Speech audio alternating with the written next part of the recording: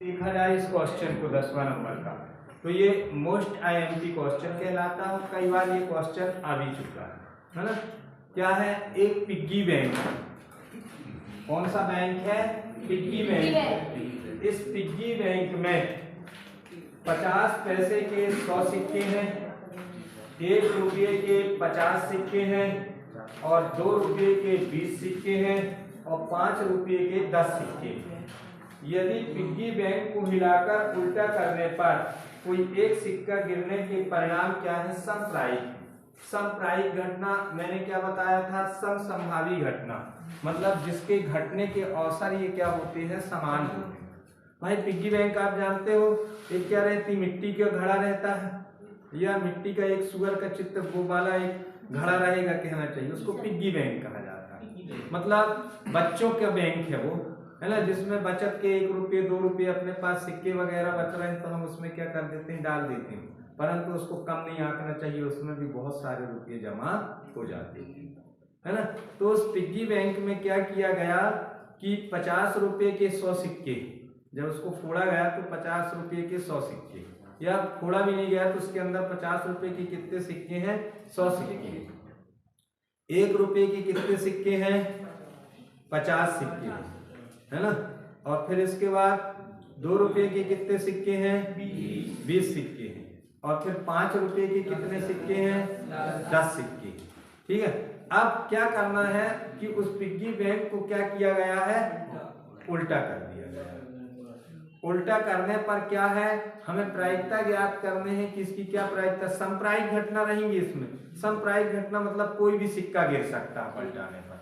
50 पैसे का भी सिक्का गिर सकता है, 1 रुपये का भी गिर सकता है, 2 रुपये का भी गिर सकता है और 5 रुपये के समान अवसर। समप्रायिक घटना मतलब समान अवसर।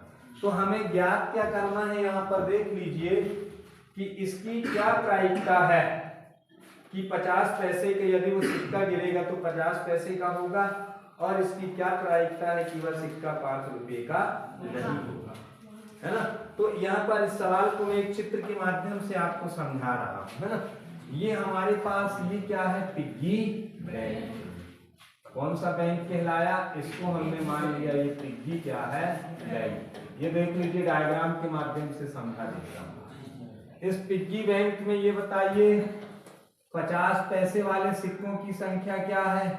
50 पैसे के सिक्कों की संख्या, है ना। सिक्कों की ये क्या हो जाएगी?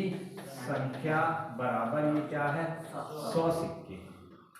फिर इसके बाद क्या है? इसी पिग्गी बैंक में क्या है? 1 रुपये के सिक्कों की ये क्या हो जाएगी? संख्या बराबर ये कितने हैं? 50। फिर इसी में देख लीजिए ये क्या है? 2 रुपये के सिक्कों की संख्या।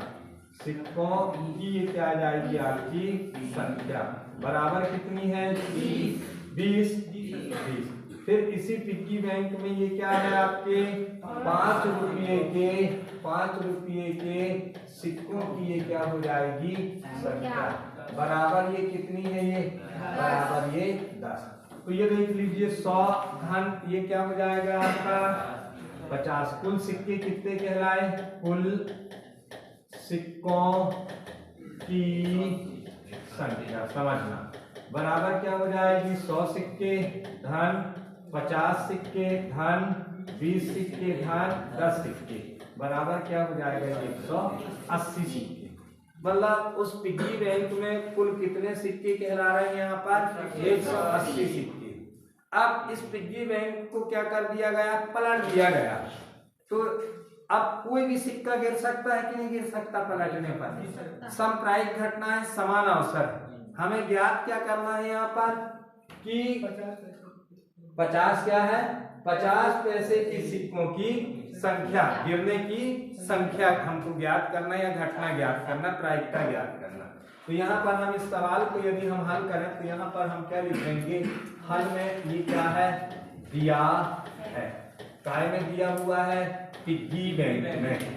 पिग्गी बैंक में, है ना। क्या दिया हुआ है पिग्गी बैंक में? देखना 50 पैसे के सिक्कों की संख्या, इसको हम n इवन मान लेंगे। कोई दिक्कत? बहुत सारी है तो n इवन बराबर कितने हैं यहाँ पर? 100। फिर ये क्या आ जाएगा आपका? 1 रुपये के सिक्कों की ये क्या हो जाएगी आपकी संख्या, ये क्या हो जाएगी? n e2 बराबर ये क्या है? 50। अनुकूल परिणाम कहला रहे। फिर ये क्या आ जाएगा आपका? 2 रुपये के सिक्कों की ये क्या हो जाएगी आपकी संख्या, ये क्या हो जाएगी? n e3 बराबर ये कितनी है? 20। और एट लास्ट आपका क्या आ जाएगा आपका? 5 रुपये के सिक्कों की क्या हो जाएगी? सिक्कों की संख्या बराबर ये क्या हो जाएगा? n e4 बराबर ये क्या है? 10, है ना। तो कुल सिक्कों की संख्या मतलब कुल घटना, इसलिए कुल ये क्या आ जाएगा? सिक्कों की ये क्या आ जाएगी आपकी संख्या, ये कुल घटना कहला गई। NS बराबर ये क्या हो जाएगा आपका? 180। हम इन सबको क्या कर देंगे? जोड़ देंगे। यहाँ पर 180 हो गए। अब यहाँ पर आता है नंबर 1, हमें क्या ज्ञात करना है? यहाँ पर देखिए 50 पैसे के सिक्के की प्रायिकता, है ना, प्रायिकता ज्ञात करना। गिरा 50 पैसे के सिक्के के गिरने की प्रायिकता। यहाँ पर लिखेंगे 50 पैसे के सिक्के गिरने की, सिक्का गिरने की प्रायिकता क्या हो जाएगी? प्रायिकता यहाँ P, 50 पैसे का सिक्का E1 है, कुल घटना P1 बराबर क्या हो जाएगा? N1 बटे ये क्या हो जाएगा आपका? NS कहलाएगा ना। अब यहाँ पर ये क्या आ जाएगा? P1 बराबर N1 का मान कितना है? पवित्रा बताओ जरा, कितनी है? N1 देखो ना, मतलब 50 पैसे के भाई 50 पैसे के यदि सिक्के गिरेंगे तो कितने सिक्के में से कोई एक सिक्का गिरेगा? 100 सिक्के में से। तो यहाँ पर घटना क्या कहला जाएगी? अनुकूल परिणाम क्या कहलाएगा इसके? 100। और कितने में गिरेंगे वो? 180 में। तो ये हो गया 180। अब यहाँ से इसलिए ये क्या हो जाएगा आपका? Pe1 बराबर 1 0 से 1 0 ये कैंसिल हो जाएगा ना यहाँ से यहाँ। फिर यहाँ 2 इनाम क्या हो जाएगा? 2 पंचे 10 और 2 इनाम 18, यानी यहाँ पर 5 बटे ये क्या हो जाएगा? 9। ये आंसर हो जाएगा। अतः 50 पैसे के सिक्के गिरने की जो प्रायिकता होगी आपकी Pe1 बराबर 5 बटे 9। क्लियर हुआ यहाँ। अब इसके बाद यहीं पर दूसरा क्वेश्चन क्या दिया है? इसी का दूसरा दिया हुआ है। वो दूसरा क्या है अपने पास? देखो जरा, दूसरा क्या है? 5 क्या है? 5 पैसे का सिक्का ना गिरने की प्रायिकता है ये, यदि है ना। तो 5 पैसे के सिक्का ना गिरने की प्रायिकता कितनी हो जाएगी यहाँ पर?